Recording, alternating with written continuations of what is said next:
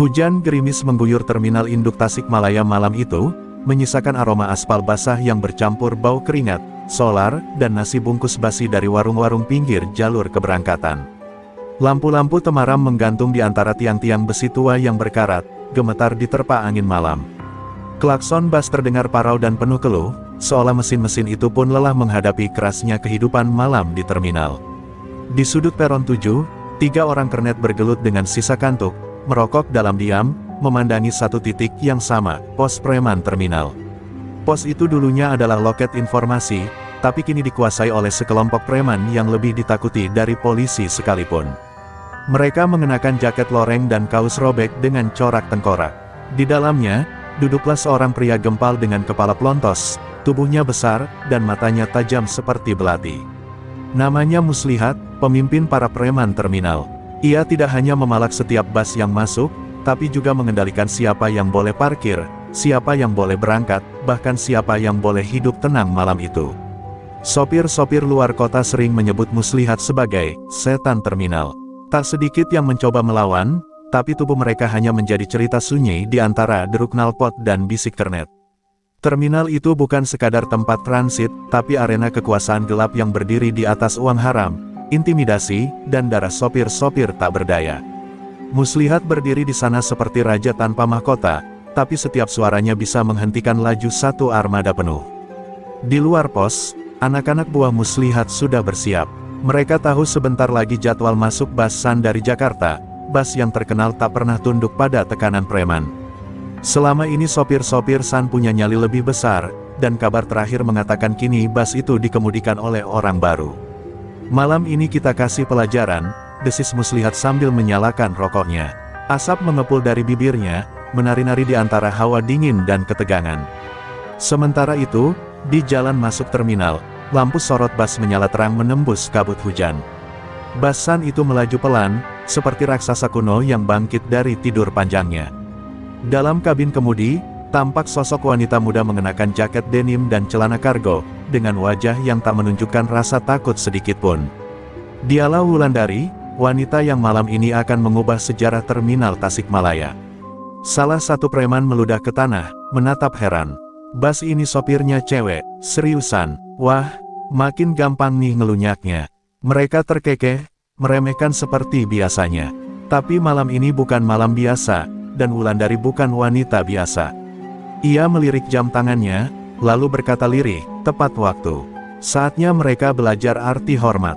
Saat bas berhenti perlahan di peron 4, suasana seolah menahan napas.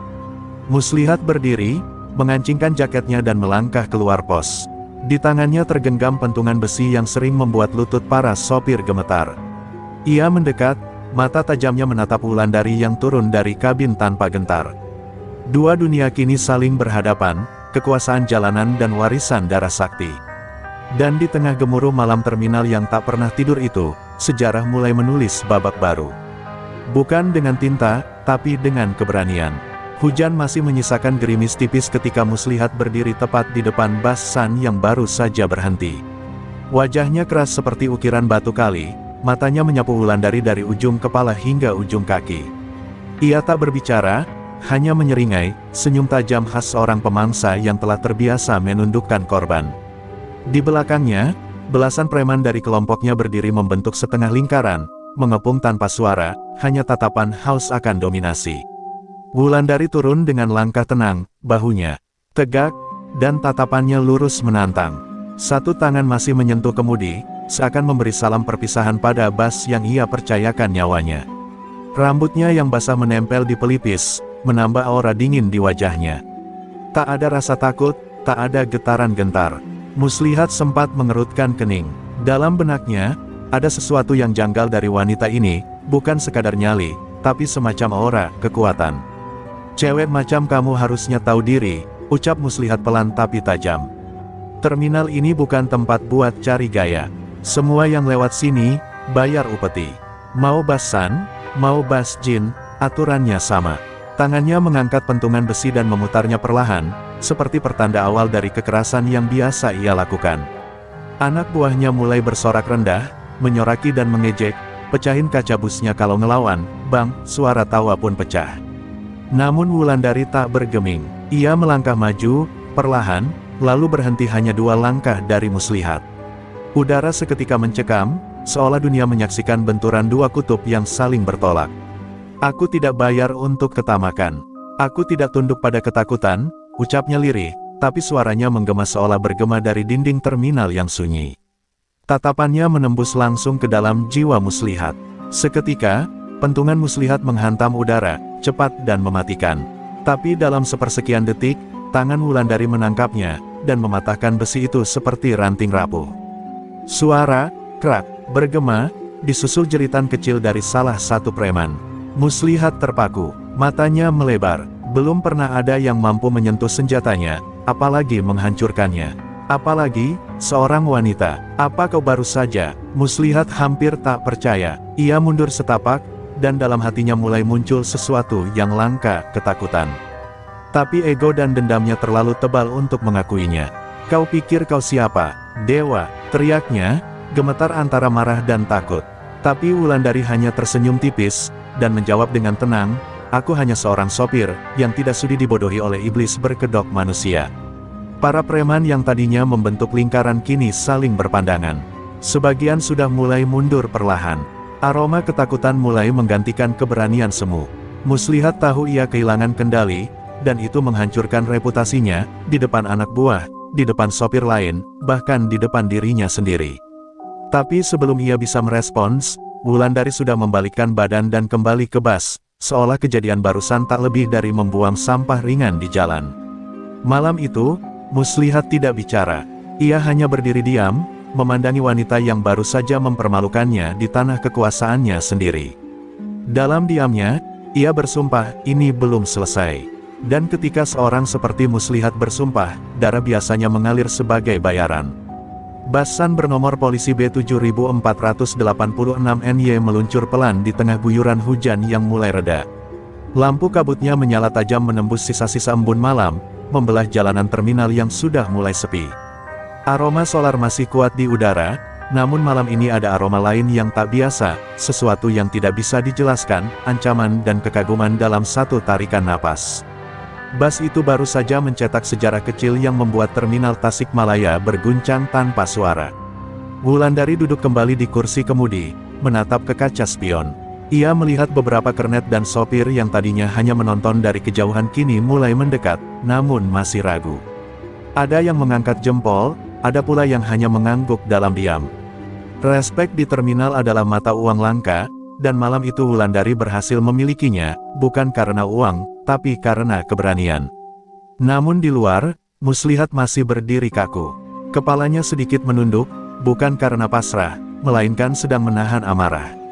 Pentungan besi, yang kini patah di kakinya adalah simbol kekalahannya, sesuatu yang belum pernah terjadi selama belasan tahun ia memegang kendali terminal. Anak buahnya mulai menghilang satu persatu ke balik warung atau parkiran gelap, tak satu pun berani menatap matanya. Di dalam pos preman, seorang tangan kanan Muslihat, bernama Tarzan, pria tinggi besar dengan luka jahitan lama di pipinya, mengumpat. Gimana ini, Bang? Harga diri kita diinjek-injek cewek. Terminal jadi bahan ketawaan. Ia melempar kursi hingga terguling. Tapi Muslihat mengangkat tangannya, menyuruh diam. Kita nggak buru-buru. Kita tunggu dia lengah. Malam ini belum selesai, besok masih panjang. Sementara itu, Wulandari menurunkan penumpang satu persatu. Mereka semua memandangnya dengan tatapan campur aduk, heran, kagum, takut. Seorang ibu parubaya yang turun sambil menggendong anak kecil berbisik lirih, terima kasih, nak. Kamu penyelamat malam ini. Wulandari hanya tersenyum kecil dan mengangguk. Tak banyak bicara, tapi sorot matanya menyimpan sesuatu yang dalam, luka dan tekad. Setelah semua penumpang turun, Wulandari memarkirkan busnya di sisi pojok terminal, dekat dengan pos istirahat sopir. Ia duduk sendirian di dalam kabin, membiarkan lampu dalam menyala lembut, menerangi wajahnya yang tenang namun waspada. Di balik jaket denimnya, terselip benda kecil, liontin kayu dengan ukiran kuno berbentuk kujang. Warisan pamannya, Rangga Jati. Tangannya mengusap liontin itu perlahan. Dalam hati ia bergumam, Paman, aku tahu, waktunya sudah dekat. Ia tidak datang ke Tasikmalaya hanya untuk menyetir bas, ada misi yang lebih besar. Sesuatu yang sudah diwariskan padanya sejak kecil, namun baru sekarang mulai bangkit sepenuhnya, membersihkan tanah ini dari kekuasaan kotor, dan membangkitkan kembali ajaran para leluhur. Di luar, malam semakin dingin. Terminal terlihat tenang, namun ketenangan itu semu. Di balik tenda-tenda warung, di antara kendaraan yang terparkir, dan dalam dada Muslihat yang luka egonya, badai sedang bersiap datang kembali. Dan Bassan bukan sekadar Bas, ia adalah awal dari sebuah perang sunyi. Pagi belum sepenuhnya datang ketika Wulandari bangkit dari istirahatnya. Langit timur masih abu-abu, namun kehidupan di terminal Tasikmalaya sudah mulai bergerak. Pedagang kopi menyusun gelas plastik, sopir bas merokok sambil menunggu jadwal, dan kernet menggulung kabel pengeras suara. Namun satu hal berbeda pagi itu, bisik-bisik soal seorang sopir wanita yang menantang Muslihat tersebar cepat, seperti api menjalar di jerami kering. Wulandari berdiri di samping Bassannya, memeriksa ban, mengecek air radiator, memastikan semua siap untuk perjalanan berikutnya. Tapi gerakannya dihentikan oleh langkah berat seseorang. Tarzan, si tangan kanan Muslihat, datang membawa dua anak buahnya. Wajahnya penuh dendam yang belum tuntas. "Cewek," bos manggil. "Sekarang," katanya dingin, "kalau bisa jalan sendiri, jangan sampai harus kami gotong." Beberapa sopir yang melihat dari kejauhan langsung menahan napas. Mereka tahu ini bukan sekadar ajakan biasa. Tapi Wulandari tetap tenang. Ia menatap Tarzan, dan di balik matanya ada kekuatan tak terlihat. Tanpa kata, ia melangkah maju, melewati para preman itu seolah mereka hanya angin lalu. Tarzan mencibir, tapi ada ketegangan yang ia sembunyikan. Ia masih ingat bagaimana pentungan Muslihat dihancurkan wanita ini semalam. Di pos preman, Muslihat duduk seperti biasa. Asbaknya penuh, rokoknya menyala satu demi satu. Ketika Wulandari masuk, tatapan mereka bertemu lagi. Tapi kali ini, bukan hanya sekadar saling ukur nyali, ada sesuatu yang jauh lebih dalam. Muslihat memandangi wanita itu lama, sebelum akhirnya membuka suara. "Siapa kamu sebenarnya? Bukan sopir biasa, bukan juga manusia biasa." Wulandari tidak langsung menjawab. Ia menatap langit-langit pos, lalu menjawab pelan, "Aku hanya pewaris dari orang-orang yang dulu berjuang di tanah ini, sebelum tempat ini dijual ke geng rakus sepertimu." Kalimat itu menamparkan harga diri Muslihat. Ia menggebrak meja. "Jangan bawa-bawa sejarah. Di sini yang kuat yang hidup. Hukum itu cuma tulisan. Di sini, hukum itu aku." Tarzan maju, refleks ingin mendorong Wulandari. Tapi tanpa gerakan besar, tangan Wulandari berbalik dan menyentuh bahunya. Seketika tubuh Tarzan terpental ke belakang, menghantam dinding pos. Meja terguling, kopi tumpah, dan Muslihat berdiri kaget. Dua anak buah lainnya hendak maju, tapi langkah mereka ragu. Wulandari hanya berdiri, tubuhnya tetap tenang, namun seisi ruangan terasa berat seperti dihimpit kekuatan tak kasat mata. "Kalau kau pikir kekuatan adalah soal berapa orang yang kau bisa siksa, kau belum pernah benar-benar melawan," kata Wulandari perlahan. Suaranya tajam, tapi tidak meledak-ledak. Seperti petir yang menyambar tanpa guntur. Muslihat menggertakkan gigi. Ia belum kalah, tapi hatinya tahu, ia sedang menghadapi sesuatu yang tidak bisa dipatahkan dengan pukulan biasa. Hari itu, untuk pertama kalinya, Muslihat kehilangan kendali atas posnya sendiri. Wulandari meninggalkan ruangan dengan langkah pasti, membiarkan pos preman itu porak-poranda oleh ketegangan yang tak sempat berubah menjadi kekerasan. Dan saat ia melangkah pergi, langit perlahan mulai terang. Tapi semua orang tahu, hari ini, mentari terbit membawa bayangan ketakutan yang baru, bukan dari Muslihat, tapi dari wanita bernama Wulandari. Pagi itu, terminal Tasikmalaya bukan sekadar tempat lalu lalang kendaraan, ia berubah menjadi panggung kegemparan. Bisik-bisik para sopir dan kernet menjalar lebih cepat dari klakson bas yang meraung-raung. "Tarzan mental ke dinding," kata salah satu kernet. "Wulandari cuma nyentuh bahunya," sahut yang lain. Dalam hitungan jam, nama Wulandari bukan lagi hanya dikenal sebagai sopir cantik Bassan, tapi sebagai sosok misterius yang membuat para preman ciut tanpa perlawanan. Di warung kopi ujung barat terminal, para sopir berkumpul, menatap ke arah pos preman yang pintunya kini menggantung tak karuan. Mereka tak percaya, tempat yang dulu dianggap kerajaan gelap, itu kini seperti sarang lebah yang kehilangan ratunya. Tak ada teriakan, tak ada ancaman, tak ada pungli. Bahkan, beberapa anak buah Muslihat terlihat hanya duduk termenung, seolah kehilangan arah. Berani banget tuh cewek, gumam seorang sopir tua bernama Mang Ucup, yang sudah puluhan tahun malang melintang di jalur selatan. Tapi, bukan cuma berani. Ada sesuatu di balik dia. Sorot matanya itu, kayak mata pendekar zaman dulu. Ucapan itu menebar keheningan sesaat, karena semua tahu, ada cerita lama, tentang para pewaris silat sakti dari tanah Sunda, dan hanya segelintir yang masih memegang warisannya. Di sisi lain, Muslihat duduk dalam diam di dalam pos. Tangannya menggenggam sisa pentungan yang patah semalam. Tarzan duduk di sampingnya, wajahnya lebam dan tak berkata sepatah pun. Bagi Muslihat, ini bukan sekadar tentang harga diri, ini ancaman langsung pada tahtanya. Tapi lebih dari itu, yang membuatnya gelisah adalah pertanyaan yang terus menggema di kepalanya, siapa sebenarnya wanita itu? Dan kenapa kekuatannya terasa seperti milik orang dari masa lalu? Tak lama kemudian, sebuah mobil hitam berhenti di pinggir terminal. Seorang pria parubaya turun, mengenakan jas lusuh dan kacamata hitam. Ia dikenal sebagai Pak Anwar, mantan pegiat dunia persilatan yang kini hidup menyamar sebagai mekanik tua. Ia mendengar kabar tentang Wulandari, dan ingin melihat sendiri apakah yang dikatakan orang-orang itu benar. Kalau benar dia pewaris Pancasona, maka ini bukan soal preman lagi. Ini soal keseimbangan, gumamnya lirih. Pak Anwar memperhatikan Wulandari dari jauh saat ia membantu sopir lain memundurkan bas. Gerakannya sederhana, tapi setiap langkahnya seperti terukur, penuh kendali. Ia mengangguk pelan. Tidak salah lagi, darah Ranggajati mengalir di tubuh gadis itu. Nama Ranggajati, sang pendekar hilang dari Jawa Barat, kembali terucap setelah sekian lama terlupakan. Ia adalah sosok legenda yang pernah membungkam kezaliman tanpa menumpahkan darah, dan kini keponakannya berdiri di tempat yang sama, menghadapi musuh yang serupa. Di dalam terminal, sebagian sopir mulai berubah sikap. Mereka tak lagi takut mengeluh soal pungutan liar. Mereka mulai bicara lantang saat busnya diganggu. Bagi mereka, kehadiran Wulandari adalah semacam cahaya kecil dalam lorong gelap bertahun-tahun. Tapi seperti semua cahaya, ia menarik perhatian kegelapan yang lebih besar.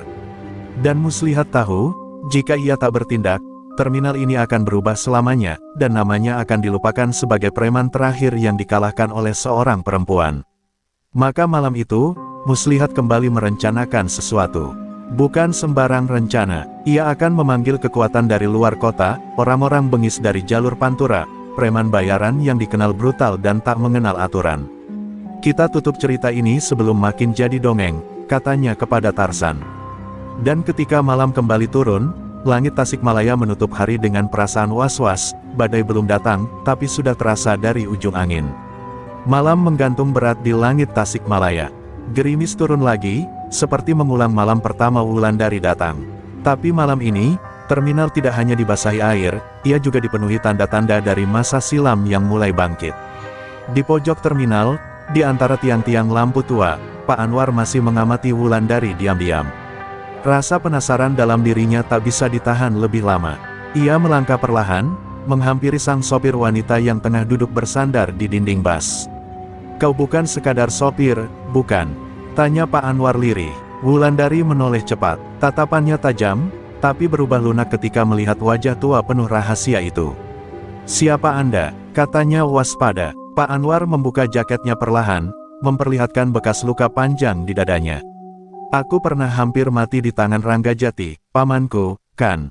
lanjutnya, sambil tersenyum kecil. Wulandari terdiam. Dunia lamanya yang selama ini dikunci rapat, perlahan terbuka. Pak Anwar menatap liontin kayu yang tergantung di leher Wulandari. Ukiran kujang di tengahnya adalah lambang kuno dari silsilah pejuang tanah Sunda.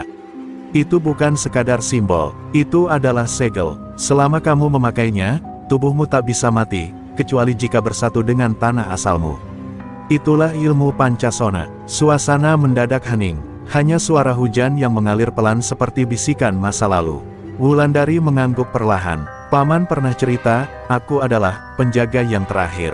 Tapi aku belum pernah menggunakan kekuatannya sepenuhnya. Hanya, kadang tubuh ini seperti tahu sendiri apa yang harus dilakukan." Ia menggenggam liontin itu, seperti saat aku menghadapi Muslihat. Tanganku bergerak sendiri, tubuhku seperti didorong oleh sesuatu yang lebih besar. Mata Wulandari berkaca, bukan karena takut, tapi karena beban yang mulai terasa di pundaknya. Pak Anwar menghela napas panjang. Ilmu Pancasona bukan cuma tentang kekuatan fisik. Ia adalah warisan kesadaran. Ia hidup di dalam darahmu, di setiap luka, di setiap niat baikmu untuk melindungi. Tapi ingat, semakin banyak kau gunakan, semakin besar pula musuh yang akan datang. Ia menatap tajam, dan aku yakin, mereka sudah mencium keberadaanmu. Benar saja, di perbatasan kota, 3 mobil pikap penuh pria bertato melaju menuju terminal. Di bawah pimpinan preman brutal bernama Gondo Kacer dari jalur Pantura, mereka adalah penyambung dendam muslihat. Gondo bukan sekadar preman, ia bekas pesilat yang membelot ke jalan gelap. Dendam, uang, dan darah adalah napas hidupnya. Dan malam ini, ia datang untuk satu tujuan, menumbangkan wanita bernama Wulandari. Di dalam terminal, udara mulai berubah. Lampu-lampu terasa lebih redup, dan suara knalpot terasa seperti dentang perang. Para sopir mulai cemas. Mereka tahu sesuatu sedang mendekat, tapi tak bisa menjelaskan. Sementara itu, Wulandari berdiri di samping bas, menggenggam liontinnya dengan mata terpejam. Ia bisa merasakan energi dari luar, dingin, liar, dan beracun. Mereka datang, bisiknya, dan di tengah malam yang mencekam itu, untuk pertama kalinya sejak ia memakai seragam sopir, Wulandari merapal dalam hati satu mantra yang diajarkan pamannya saat kecil. Jasmani hancur, nyawa bangkit. Jiwa bersatu dengan tanah. Pancasona, bangkitlah. Tubuhnya berdiri lebih tegap. Matanya kini menyala bukan karena amarah, tapi karena warisan darah, yang siap bertarung untuk tanah leluhurnya. 12 tahun silam, di lereng Gunung Galunggung yang diselimuti kabut abadi, seorang anak kecil duduk termenung di bawah pohon kiara tua. Di hadapannya, seorang pria tua berjubah putih tengah melatih jurus silat dengan gerakan pelan tapi penuh tekanan. Setiap hembusan tangan, setiap langkah kaki, seolah menggoyang semesta. Anak itu, Wulandari kecil, menyimak tanpa berkedip. Pria tua itu adalah Ranggajati, pendekar sakti yang telah mengasingkan diri dari dunia setelah muridnya sendiri berkhianat dan menciptakan kekacauan di Tatar Sunda. Suatu hari, darahku akan diburu, bukan karena dendam, tapi karena harapan, ujar Ranggajati di sela latihan. Dan kau, Wulan, bukan hanya keponakanku. Kau adalah pewaris satu-satunya dari ilmu yang tak bisa diwariskan sembarangan. Saat itu, Wulandari belum paham sepenuhnya. Ia hanya merasa tubuhnya selalu panas setiap kali pamannya mulai mengajarkan gerakan tertentu. Ranggajati pernah bilang, itu tandanya jiwa Pancasona sudah bangun, hanya menunggu waktu untuk menyatu dengan raga. Namun saat usianya menginjak 14 tahun, segalanya berubah drastis. Ranggajati hilang secara misterius saat mencari air ke mata air keramat. Yang ditemukan hanya selendang putihnya, tergantung di dahan tinggi. Tak ada jejak darah, tak ada tanda perlawanan. Hanya hening, seolah alam menelannya kembali. Sejak saat itu, Wulandari diungsikan ke Jakarta oleh seorang sahabat lama pamannya, hidup di bawah radar, menjalani hidup sebagai anak biasa, meski tak ada dalam dirinya yang benar-benar biasa.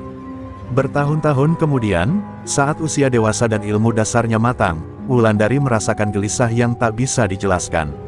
Hatinya selalu tertarik ke tanah Sunda, seolah ada panggilan tak kasat mata. Dan ketika ia mendengar kabar tentang kekacauan premanisme di terminal Tasikmalaya, nalurinya bergetar. Ia tahu, ini bukan sekadar masalah sosial. Ini adalah simpul dari dosa masa lalu murid-murid sesat Ranggajati yang mulai membusuk dan harus ditebang sampai ke akar. Pak Anwar membenarkan semua itu. Muslihat adalah anak dari Rasna Dirga, murid paling bengis yang dulu dikeluarkan dari perguruan Ranggajati karena menyalahgunakan ilmu untuk memeras dan membunuh. Mata Pak Anwar memerah saat menyebut nama itu. Dan kini darah buruk itu kembali, tumbuh di tempat ini, menghancurkan nama guruku. Wulandari terdiam lama, sebelum akhirnya berkata, berarti aku tidak hanya datang sebagai sopir, aku datang untuk menebus kehormatan yang dirampas. Pak Anwar memandangnya dengan penuh rasa hormat. Pancasona bukan ilmu sembarangan, Wulan. Jika kau benar-benar membangkitkannya, maka kau harus siap menerima takdir bahwa kematian bukan akhir bagimu. Kau akan hidup kembali, selama tanah ini belum menolakmu. Wulandari mengangguk, dan menggenggam liontin di dadanya. Kalau memang itu takdirku, maka aku akan berdiri sampai tanah ini bersih dari segala yang mengotori. Sementara itu, di terminal, pasukan Gondo Kacer mulai menyebar. Dengan senjata tajam terselip di balik jaket, dan tatapan penuh benci. Mereka mengacak-acak warung, mengintimidasi sopir, mencari wanita yang katanya kebal dan berani. Tapi tak satupun dari mereka tahu bahwa yang mereka hadapi bukan hanya manusia, melainkan warisan zaman. Dan ketika Wulandari melangkah keluar dari bayangan, berdiri tegak di tengah cahaya remang lampu terminal, satu hal menjadi jelas, perang ini bukan sekadar urusan dendam, tapi tentang harga diri sebuah tanah yang menolak dijajah ketakutan. Dan malam itu, darah dari masa lalu dan warisan dari para leluhur akhirnya bertemu di medan yang sama, Terminal Tasikmalaya. Muslihat duduk gelisah di ruang belakang sebuah gudang tua tak jauh dari terminal. Asap rokok mengepul deras dari mulutnya, tangannya menggenggam ponsel retak yang sudah tak lagi bisa menghubungi siapa-siapa. Semua anak buahnya yang setia kini diam tak banyak bicara. Tatapan mereka kosong, takut, malu, dan yang paling parah, mulai meragukan sang pemimpin.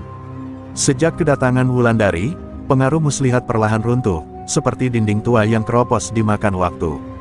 Di seberangnya, berdiri Gondo Kacer, bertubuh besar, bertato naga hitam di punggung, dengan mata merah menyala seperti binatang buas yang kelaparan. Jadi, ini dia wanita yang bikin kau mencium tanah kekuasaanmu sendiri. Ejeknya sambil menyeringai. Muslihat menahan amarah, tapi tak bisa menyangkalnya. Dia bukan perempuan biasa, Gondo.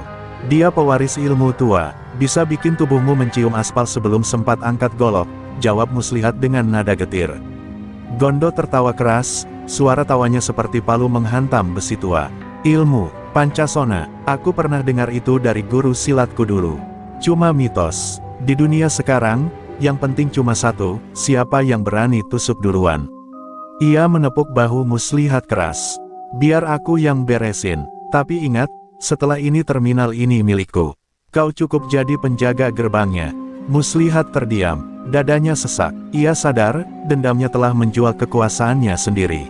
Sementara itu, di terminal, Wulandari sedang duduk bersama Pak Anwar dan beberapa sopir yang mulai mendekat tanpa rasa takut. Mereka tak hanya kagum, mereka mulai percaya. Wulandari memberi pesan pada mereka, bukan dalam bentuk orasi, tapi lewat tindakan. Aku tak bisa janjikan kalian aman, katanya, tapi aku berjanji akan berdiri paling depan saat kalian disakiti. Dan kata-kata itu, lebih tajam dari senjata manapun bagi mereka yang sudah terlalu lama diam. Di sudut gelap, seseorang berlari tergesa-gesa. Itu Acil, mantan kernet yang kini bekerja di warung. Napasnya memburu. Wulan, ada yang datang. Mobil-mobil penuh orang, bawa samurai, besi, rantai. Suasana mendadak tegang. Pak Anwar berdiri cepat. Mereka datang lebih awal dari yang kuduga, gumamnya. Wulandari tidak gentar. Ia merogoh saku dalam jaketnya, menarik keluar sarung tangan kulit tua, pemberian sang paman. Tangannya mengepal, matanya menatap ke arah jalan masuk terminal yang mulai diterangi sorotan lampu kendaraan. Mobil pikap pertama berhenti. Puluhan preman bertubuh besar turun dengan langkah agresif. Mereka menyebar cepat, meneriakkan nama Gondo, mengancam siapapun yang menghalangi. Terminal berubah jadi medan perang dalam hitungan menit. Tapi Wulandari berdiri di tengahnya, sendiri, tubuhnya tegak seperti paku bumi. Kalian mencari aku, di sini aku berdiri. Tapi sebelum kalian maju, ingat satu hal, aku tidak bisa mati dengan mudah. Gondo muncul dari belakang kerumunan, membawa dua rantai baja di kedua tangan. Bagus, jadi aku nggak perlu cari-cari, teriaknya, lalu melesat dengan kecepatan mengejutkan, rantai menghantam ke arah Wulandari. Tapi yang terjadi selanjutnya membuat semua mata membelalak. Wulandari menangkisnya dengan telapak tangan kosong, dan rantai itu terlempar ke udara seolah tak bertuan. Wajah Gondo terkejut, dan itulah momen di mana ia sadar, lawannya bukan manusia biasa. Malam itu, denting logam dan teriakan memenuhi udara. Tapi di antara semua suara, ada satu hal yang lebih kuat, gemuruh jiwa-jiwa yang mulai bangkit dari ketakutan. Dendam Muslihat telah menyalakan api, tapi Wulandari telah menjadi bara yang tak bisa dipadamkan. Dengan senang hati, berikut kelanjutan kisah yang dramatis dan menyambung dari bab sebelumnya. Terminal Tasikmalaya kembali menjadi medan amarah. Gondo Kacer dan gerombolannya menyerbu tanpa aturan, membuat warung-warung berantakan, bas pecah kaca, dan sopir-sopir lari tunggang langgang. Namun di tengah kekacauan itu, hanya satu sosok yang berdiri tegak, menghadapi badai seperti batu karang di tengah samudera, Wulandari. Di bawah sorotan lampu kendaraan dan diiringi hujan yang kembali turun, tubuhnya tampak seperti bayangan warisan masa silam yang hidup kembali. Gondo melompat dengan teriakan membelah malam. Rantai bajanya melingkar ganas ke arah leher Wulandari, tapi dengan gerakan secepat kilat, Wulandari menghindar sambil berputar. Ia menyentuh tanah dengan ujung jarinya, lalu melesat maju, satu tendangan menghantam dada Gondo, cukup keras untuk melemparkannya sejauh 3 meter. Para preman sontak berhenti, Mary melihat pemimpinnya jatuh untuk pertama kalinya. Tapi ketakutan mereka berubah menjadi amarah liar, dan mereka menerjang secara serempak. Pak Anwar dari kejauhan hanya bisa menggeleng pelan. Mereka tidak tahu, semakin Wulandari terluka, semakin Pancasona bekerja. Dan benar, satu batang besi mengenai bahu Wulandari, tapi ia tetap berdiri. Darah menetes, namun tubuhnya tidak melemah. Sebaliknya, dari luka itu muncul panas yang merambat ke seluruh nadinya, seolah tanah di bawah kakinya memberi tenaga baru. Satu demi satu, para penyerang tumbang oleh jurus-jurus yang diwariskan Ranggajati, ringan, cepat, mematikan, namun tetap anggun. Tarzan yang diam-diam menyaksikan dari balik tenda warung, mulai gemetar. Dalam benaknya, terbayang kembali wajah muslihat yang kini hanya bisa duduk diam, menyadari bahwa dendamnya telah berubah menjadi kesalahan yang tak bisa diperbaiki. Ia ingin maju, tapi tubuhnya tak sanggup. Ada rasa bersalah, ada rasa takut, dan ada kekaguman yang tak bisa ia bantah terhadap wanita itu. Di tengah pertarungan, salah satu preman berhasil menjatuhkan Wulandari dari belakang. Tubuhnya menghantam tanah keras. Semua bersorak, tapi hanya sesaat, karena tanah tempat tubuhnya terbaring tiba-tiba bergetar halus. Tanah basah itu mengeras di sekeliling tubuhnya, seperti memberi pelindung. Dalam sekejap, Wulandari bangkit, matanya berubah tajam, seolah kini bukan hanya ia yang bertarung, tapi juga leluhurnya yang hidup bersamanya. "Hentikan!" teriak Wulandari lantang. Suaranya menembus hujan dan jeritan. "Semua terdiam. Kalian tak sedang melawan aku. Kalian sedang melawan tanah ini. Kalian sedang melawan harga diri para leluhur yang kalian injak tiap hari dengan keserakahan dan kekerasan." Kalimat itu memukul lebih dalam dari pukulan manapun. Para preman menunduk. Beberapa mulai mundur. Mereka sadar, mereka bukan hanya kalah, mereka salah. Dan di saat itulah, Gondo bangkit terakhir kali, melompat dengan sebilah belati, mata penuh dendam. Tapi Wulandari memutar tubuhnya, menangkap tangannya, dan membantingnya ke tanah tepat di genangan air. Gondo terkapar, diam, tak bergerak. Seluruh terminal hening, tidak ada sorakan, tidak ada pelarian, hanya tatapan pada seorang wanita yang telah membalikkan arah sejarah malam itu, dengan darah, tanah, dan tekad yang tidak bisa dibunuh. Hujan belum reda ketika Pak Anwar perlahan mendekat ke tengah terminal yang kini sunyi. Wulandari berdiri membelakangi cahaya lampu, tubuhnya basah kuyup oleh darah dan air hujan, tapi tatapannya masih tajam. Gondo tergeletak pingsan, sementara para preman sisanya sudah mundur atau diam tak berani bergerak. Saat Pak Anwar meraih bahunya, Wulandari nyaris tak bergeming. "Sudah cukup, Wulan, malam ini kau menang, tapi perangmu belum selesai," ujar Pak Anwar dengan suara berat. Wulandari memandang langit. "Aku merasa, ada sesuatu yang belum utuh. Seperti ada potongan jiwa yang masih tersembunyi." Pak Anwar menunduk. Ia tahu waktunya telah tiba. Ia menarik sehelai kain lusuh dari saku dalam jaketnya. "Ini, milik almarhum Ranggajati. Disimpan oleh orang kepercayaannya di Cikuray, dan baru kukembalikan setelah aku tahu siapa kau sebenarnya." Wulandari membuka gulungan kain itu perlahan, di dalamnya ada sebilah keris kecil, hitam, dengan ukiran huruf Sunda kuno di gagangnya. Tubuh Wulandari bergetar, tangannya refleks menyentuh keris itu. Dan tiba-tiba, sebuah pancaran energi membungkus tubuhnya. Kilatan cahaya kemasan muncul sejenak dari kulitnya, dan kemudian sirna. Pak Anwar tersentak. Itulah tanda, Pancasona telah utuh. Tapi lebih dari itu, keris itu hanya bisa bangkit bila dipegang oleh garis darah langsung dari Ranggajati. Ia menatap Wulandari dalam-dalam. "Artinya, kau bukan hanya keponakan. Kau adalah anak kandungnya." Wulandari menutup mata, dada sesak. Semua kenangan masa kecil yang hancur-hancur datang berdesakan dalam benaknya. Ibunya dulu selalu menangis di malam hari, memeluknya sambil membisikkan doa-doa. Dan kini semuanya masuk akal. Ia adalah darah dari sang pendekar besar yang selama ini hanya dianggap mitos di tanah Sunda. Wulandari menangis dalam diam. Tapi air matanya bukan air mata lemah, melainkan tumpahan dari kebenaran yang selama ini dikubur dalam gelap. Dulu Ranggajati diserang oleh murid-muridnya sendiri, termasuk Rasna Dirga, ayah Muslihat. Dalam kekacauan itu, dia sembunyikanmu pada ibumu, lalu menghilang agar musuh tak mengincar kalian, jelas Pak Anwar pelan. Dan malam ini, takdir menuntunmu kembali, untuk menebus luka sejarah yang belum sembuh. Wulandari menggenggam keris itu erat, membiarkan darah dari lukanya menetes ke bilahnya. Warna hitam keris itu berubah menjadi perak, seolah menerima tuannya yang sah. Di kejauhan, para sopir mulai berdatangan satu persatu. Mereka tak lagi ketakutan, beberapa bahkan membawa makanan dan jaket kering. Kami sudah dengar semua, Teh Wulan. Kami di belakang Teteh sekarang, ujar salah satu sopir tua dengan mata berkaca-kaca. Mereka tak lagi melihat Wulandari sebagai sekadar pengemudi bus, tapi sebagai pelindung yang diturunkan oleh leluhur untuk menyelamatkan tanah mereka yang lama dilupakan.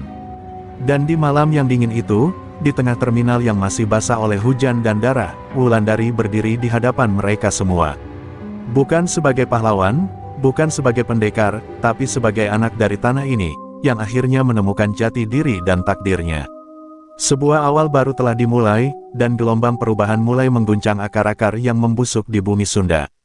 Di sudut gelap sebuah rumah tua yang nyaris roboh di pinggiran Raja Polah, Muslihat duduk bersila di hadapan seorang kakek bertubuh kurus kering. Udara di ruangan itu pengap, penuh asap dupa dan aroma akar-akaran. Matanya merah, bukan karena lelah, tapi karena hati dan pikirannya dipenuhi amarah dan rasa malu. "Kau kalah," ucap kakek itu lirih, tapi nadanya seperti cambuk yang menyayat harga diri. "Kau membiarkan garis darah Ranggajati bangkit, di tanah yang seharusnya kau kuasai." Muslihat menggertakkan gigi. Dia bukan manusia biasa, Mbah. Tubuhnya tak bisa mati, aku lihat dengan mata kepalaku sendiri. Apa aku harus menyerah begitu saja? Mbah Rawita, sang dukun tua penjaga ajian warisan masa lalu, menyipitkan matanya. "Kalau kau ingin melawannya, maka kau harus tinggalkan kemanusiaanmu."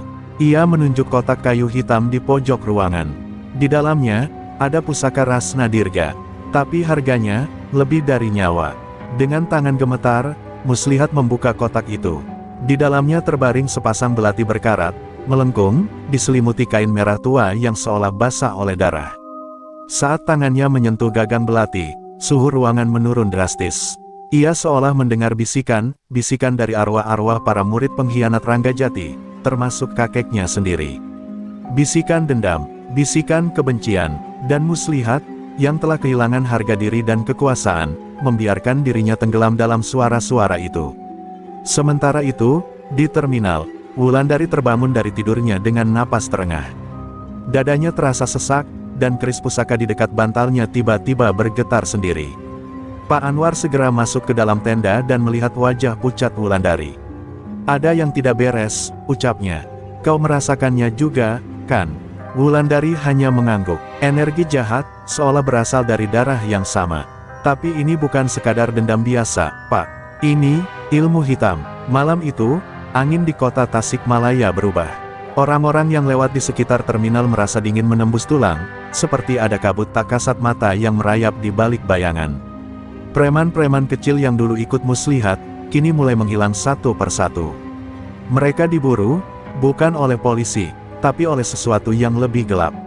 Kabarnya, mereka dikorbankan untuk menguatkan tubuh Muslihat yang kini mulai berubah, lebih keras, lebih dingin, lebih beringas. Di rumah tua itu, Muslihat berdiri dengan tubuh telanjang dari pinggang ke atas. Kulitnya dipenuhi raja merah menyala, dan sorot matanya sudah bukan milik manusia biasa. Ia sudah meminum darah dari kendi warisan Rasna Dirga, dan tubuhnya kini menyatu dengan kekuatan leluhur jahat. "Wulandari, kau mungkin punya pancasona," desisnya, "tapi aku punya kutukan Dirga. Kita akan lihat siapa yang lebih lama berdiri." Dan saat bulan purnama menggantung penuh di langit Tasikmalaya, sebuah suara menggema dari kejauhan, dari arah bukit-bukit, lolongan panjang, seperti suara serigala yang meraung bersama angin. Itu bukan suara binatang, itu suara panggilan perang, dari mereka yang telah mati, tapi bangkit untuk satu tujuan. Wulandari berdiri di ujung terminal, menggenggam keris pusaka, dan berkata lirih, "Perang belum berakhir. Ini baru awal." Malam itu, Langit di atas Tasikmalaya gelap tanpa bintang. Awan hitam menggantung rendah, seolah menahan napas, menunggu dentuman petaka yang tak bisa dihindari. Terminal menjadi sunyi, tidak seperti biasanya. Para sopir, pedagang, bahkan preman-preman kecil sudah menjauh, meninggalkan area itu kepada takdir yang kini akan dimainkan dua warisan bertolak belakang, ilmu suci Pancasona dan kutukan hitam Rasna Dirga. Di tengah terminal, Wulandari berdiri sendirian, mengenakan ikat kepala kain warisan ibunya, keris di tangan, dan mata tak berkedip menatap arah bukit. Dari balik kabut malam, langkah-langkah perlahan terdengar. Muslihat muncul dengan tubuh penuh rajah merah menyala. Matanya kini bukan lagi mata manusia, hitam legam, tanpa putih, hanya pantulan keserakahan dan dendam leluhur. Setiap langkahnya meninggalkan jejak hangus di aspal. Wulandari, suaranya parau, dalam, seperti dua suara yang tumpang tindih. Aku datang bukan untuk menagih balas, tapi untuk menyudahi warisan yang seharusnya jadi milikku. Wulandari tidak menjawab, ia hanya mengangkat kerisnya ke atas kepala, membiarkannya menangkap cahaya petir yang sesekali menyambar langit. Energi dari keris itu seolah hidup, menciptakan medan cahaya samar di sekelilingnya. Warisan tidak diwariskan pada yang paling serakah, tapi pada yang paling menjaga, jawabnya akhirnya. Dan kau, Muslihat, telah melupakan siapa dirimu sebelum dibutakan darah. Tanpa aba-aba, Muslihat menerjang. Tubuhnya melesat seperti binatang buas, belati kembarnya menyambar ke arah dada Wulandari. Namun sang sopir wanita itu berputar cepat, menghindar dengan keluasan penari, lalu membalas dengan hantaman telapak tangan ke dada Muslihat.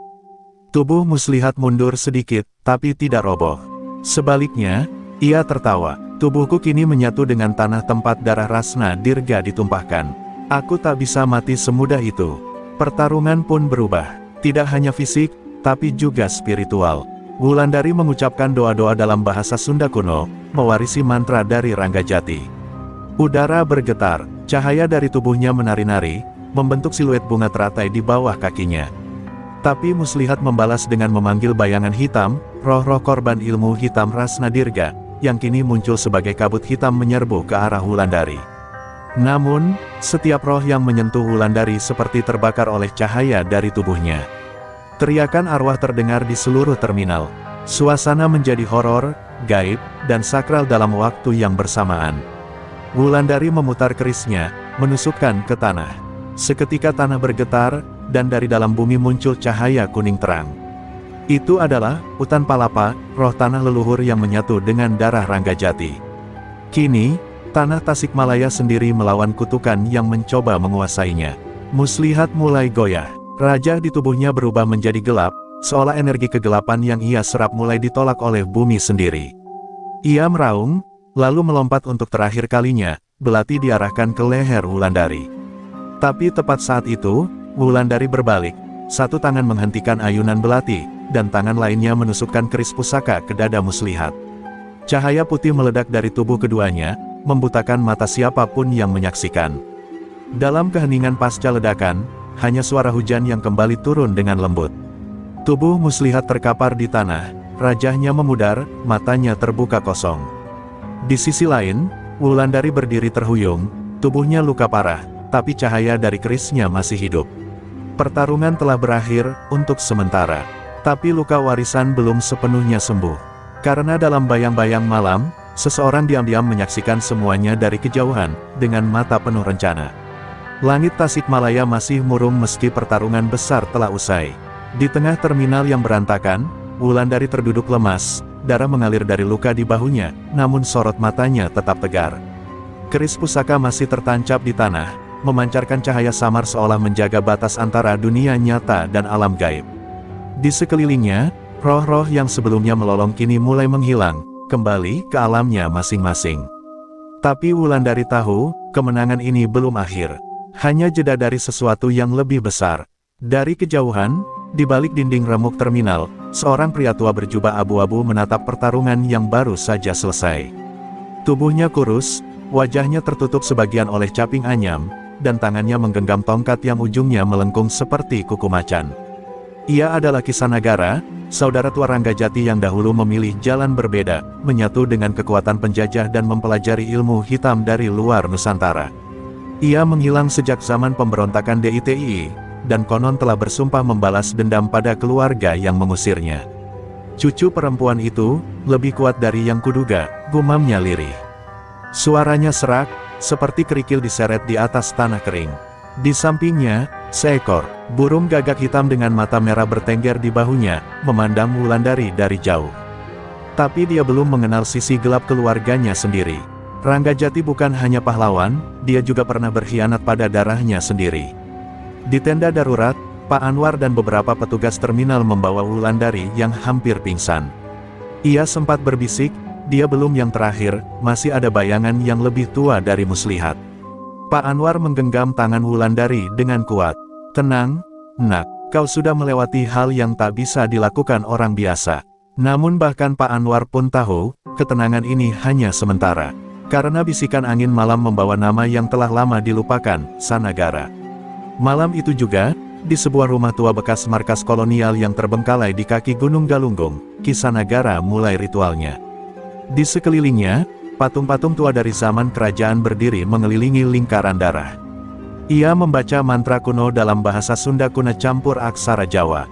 Dari dalam tanah, muncul bayangan hitam, bukan roh, tapi potongan-potongan jiwa dari para pengikutnya yang dulu dikubur hidup-hidup oleh Ranggajati.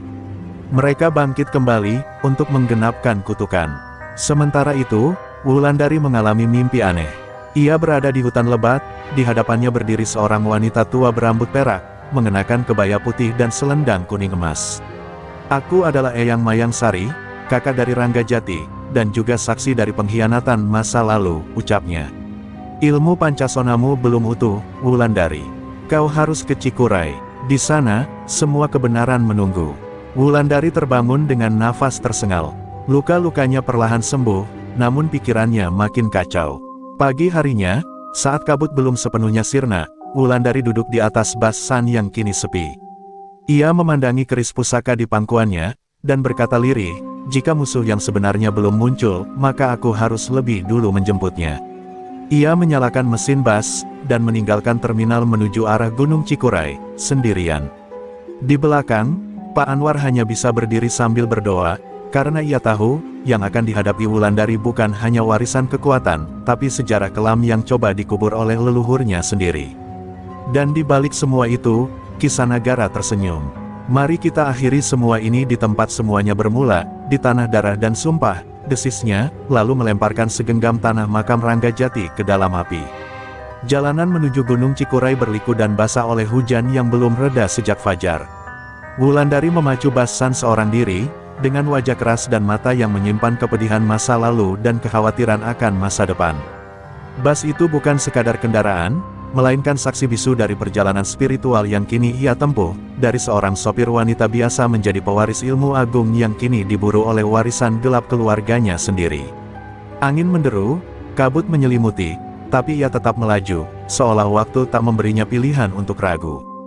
Di balik kaca spion, Wulandari sesekali melihat bayangan Eyang Mayang Sari duduk di kursi penumpang paling belakang.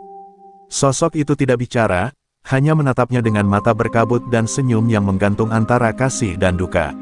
Wulandari menggenggam keris pusaka yang tergeletak di dashboard. Aku tahu semua belum berakhir, Eyang, bisiknya. Tapi kenapa aku harus menanggung semuanya sendirian? Kabin bas terasa sempit, udara dingin merambat ke tulang, dan entah kenapa, air matanya jatuh perlahan tanpa suara. Sesampainya di kaki Gunung Cikuray, Wulandari turun dan meninggalkan bas. Ia hanya membawa keris pusaka dan secarik kain warisan ibunya. Jalan setapak menuju puncak dikelilingi hutan yang terasa seperti hidup. Dahan-dahan bergerak seolah mengikuti langkahnya, dan suara burung malam terdengar seperti bisikan rahasia yang mencoba memanggil ingatannya.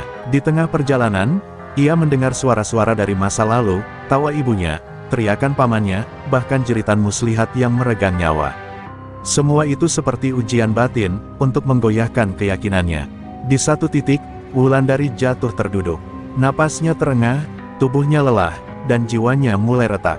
Di hadapannya terbentang jurang, dan satu-satunya jalan untuk terus naik adalah melewati batang pohon tua yang menjadi jembatan. Namun dari bawah jurang terdengar suara Kisanagara yang berbisik lirih, turunlah, Wulandari, tempatmu bukan di atas, tapi di bawah, bersama mereka yang dikhianati oleh darah Ranggajati.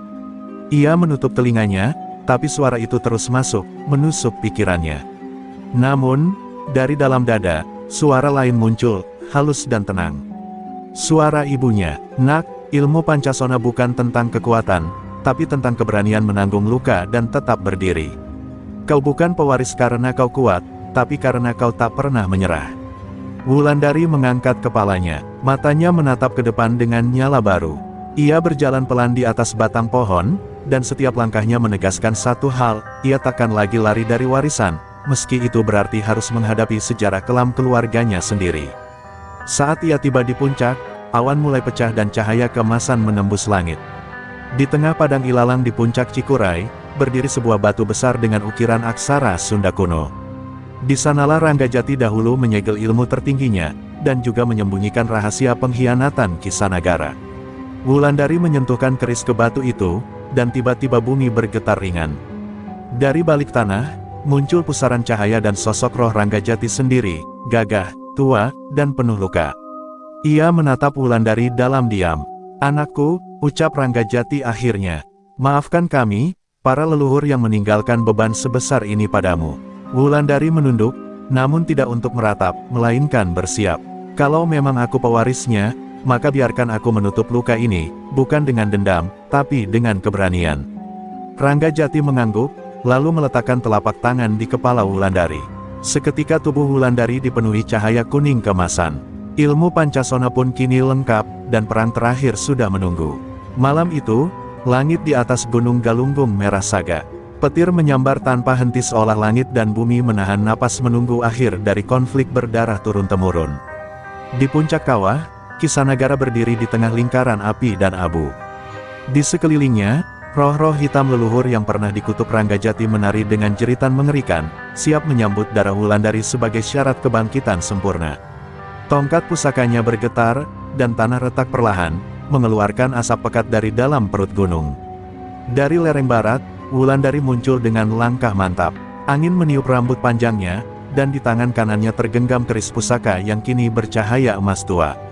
Aura Pancasona telah menyatu penuh di tubuhnya, membuat kulitnya tampak menyala dalam kabut gelap malam. Tak ada keraguan di wajahnya, meski di dadanya mengalir perih dari luka masa lalu, kehilangan, dan kehancuran yang baru saja ia lalui. Kini, dia bukan sekadar sopir Basan. Dia adalah penjaga warisan terakhir. Kisanagara tertawa rendah, suaranya seperti rantai berkarat yang diseret di batu. "Akhirnya datang juga, anak dari pengkhianat," katanya sambil mengangkat tongkatnya. "Kau pikir dengan ilmu warisan Ranggajati, kau bisa melawanku yang meminum kekuatan dari kegelapan tiga zaman?" Wulandari tak menjawab, ia hanya menancapkan keris ke tanah, menutup mata, dan membaca mantra dari Eyang Mayang Sari dalam hati. Seketika, lingkaran cahaya muncul dari bawah kakinya, menetralkan energi gelap di sekelilingnya. Pertarungan pun dimulai. Tongkat Kisanagara menyerang seperti ular api, melilit dan menghantam udara. Namun Wulandari bergerak dengan ringan, tubuhnya tak lagi sepenuhnya terikat oleh dunia fisik. Ia melayang, menari, dan melawan dengan pukulan dan sabetan cahaya yang meledakkan setiap bayangan kelam. Langit terbelah, dan petir turun menghantam tanah. Gunung Galunggung bergetar hebat, seolah tak kuat menahan pertempuran antar dua dunia, terang dan gelap, warisan dan dendam. Kisanagara mulai melemah, wajahnya yang tua kini menampakkan celah retakan seperti tanah kering. "Kau tak semestinya sekuat ini," geramnya. "Ilmu Pancasona tak mungkin utuh padamu." Wulandari mendekat, menatap lurus ke matanya. "Ilmu Pancasona bukan tentang kekuatan tubuh, tapi kekuatan hati. Kau hanya mengejar keabadian tubuh, tapi kehilangan jiwa sejak dulu," jawabnya pelan. Ia mengangkat kerisnya tinggi dan menikamkan ke tanah, tepat di tengah lingkaran kegelapan. Ledakan cahaya meluap dari dalam bumi, menghantam Kisanagara dan seluruh roh kegelapan yang bersamanya. Jeritannya menggetarkan langit, dan tubuhnya perlahan berubah menjadi abu yang ditiup angin, lenyap tanpa jejak. Seketika langit cerah, dan kabut hitam menghilang. Wulandari terjatuh berlutut, tubuhnya lelah, tapi wajahnya tenang. Ia tahu, sejarah telah ia ubah malam itu, tidak hanya menyelamatkan dirinya, tapi menyucikan nama keluarganya dari beban masa lalu. Pagi pun datang. Di kaki gunung, Pak Anwar, Deden, dan beberapa sopir Basan berdiri menunggu dengan cemas. Ketika siluet Wulandari muncul dari balik kabut pagi, mengenakan selendang kuning emas warisan Eyang Mayang Sari, mereka bersorak haru. Deden berlari memeluknya, dan Pak Anwar menunduk memberi hormat. Kau telah menjadi penjaga Tasikmalaya, nak, dan mungkin lebih dari itu. Wulandari tersenyum lelah, lalu menatap langit. Di sana, seekor burung elang putih melintas, seolah membawa restu dari arwah Ranggajati yang kini damai.